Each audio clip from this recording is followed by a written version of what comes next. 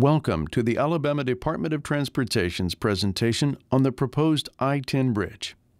This video was produced in August of 2010. The information in this presentation is provided in an effort to enhance public understanding and information about the proposed bridge. The Mobile River I-10 bridge project is entering its 13th year of progress. A feasibility study was commissioned in 1997 with the goal of seeking a solution to the declining usefulness of the interstate tunnel system going through Mobile. Along the way, ALDOT and the Federal Highway Administration have taken steps to ensure that this project was sensitive to the community's concerns. Numerous alternate routes have been proposed and studied. Public input has resulted in consideration of other plans and alternatives. As we move toward completion of the draft environmental impact statement, a final recommendation will emerge based on public input and years of study. To help reach the best recommendation, today's public involvement meeting provides an update on this process and seeks comments from the public. Let's review the history of this project. 1997, the feasibility study was approved. 2003, environmental assessment approved. 2003, public hearings conducted. 2003, notice of intent to prepare an environmental impact statement. 2003, public involvement to introduce the environmental process. 2004 and 2005, screening of 14 alternate routes. 2005, public involvement to present the 14 alternate routes. 2007 and 2008, study of a proposed northern alternate. 2008, final decision to eliminate northern alternate because of failure to reduce traffic loads. 2009, development of alternate B prime. 2010, study of increased clearance to 215 feet.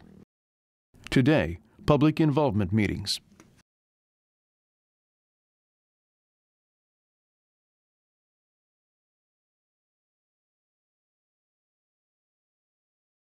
Why do we need the Mobile River Bridge? The purpose is to provide additional capacity for national and local traffic utilizing I-10 between Canal Street in Mobile and the US 98 interchange in Daphne. The need for this project can be best understood by looking at the traffic and growth patterns for the interstate tunnel system. Note that when the tunnel was constructed, it was designed and built for a capacity of less than 50,000 vehicles per day, which was exceeded for the first time in 1990. Traffic volumes have increased each year since then. At today's traffic counts, the level of service provided by the Wallace Tunnel system is classified as F, a failing grade, with peak traffic counts exceeding 88,000 vehicles per day, in a system built to accommodate only 50,000.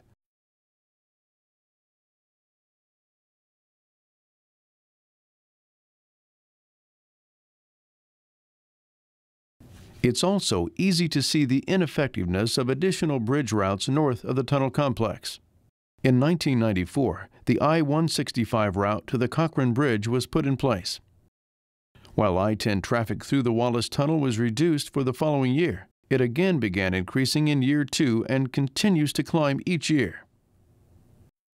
Congestion, stopped traffic, and increased accidents are a daily occurrence in the tunnel system.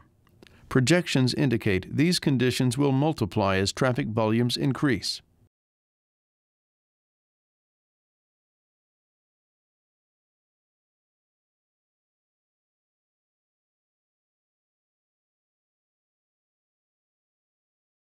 Current route selections. After many years of study and review, 5 options have been selected for consideration. These are alternate A, alternate B, alternate B prime, alternate C, and the no-build option.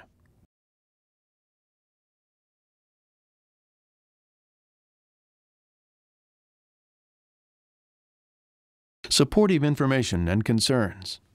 The area chambers of commerce and local officials have been aggressive in their support of a final solution. The Port Authority has been just as supportive of development over their port and has worked to resolve concerns about shipping activity. As a result of these cooperative efforts, significant developments have taken place, including the following. The proposed height of the tallest bridge tower is 490 feet. This is shorter than the RSA Tower and slightly taller than the AmSouth building.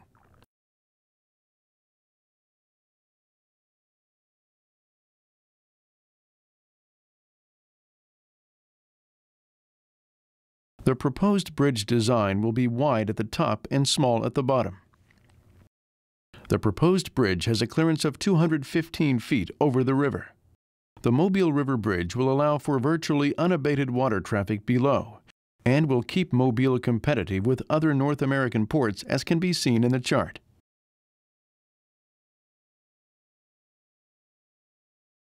Over the years, concerns about the bridge have been raised in public comments. These concerns have been individually and independently reviewed during this process. One of these concerns is shadows. There have been some public concerns that a new bridge would cast Mobile in a massive shadow. As can be seen in these renderings, the shadows would only range a short distance out from the base of the bridge. Notice that this rendering doesn't include shadows from existing trees and other structures, which would further diminish the visual impact of any bridge shadow. For comparative purposes, the review team added shadow calculations for the other large structures in Mobile. If the shadow still seems to be a concern, one can visit the area northwest of the RSA Tower during a bright sunny day to experience the shadow effect.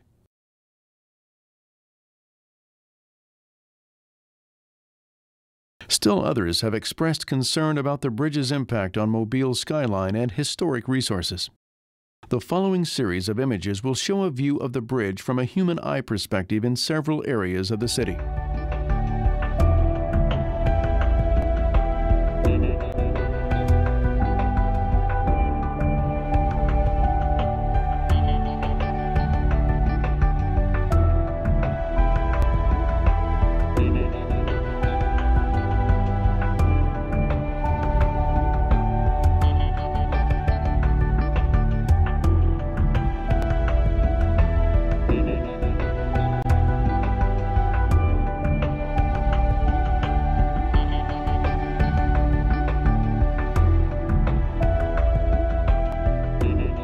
Of course, if you are standing right next to the bridge, it will be seen. But as you can see, in some areas the bridge will not be noticeable, even in downtown.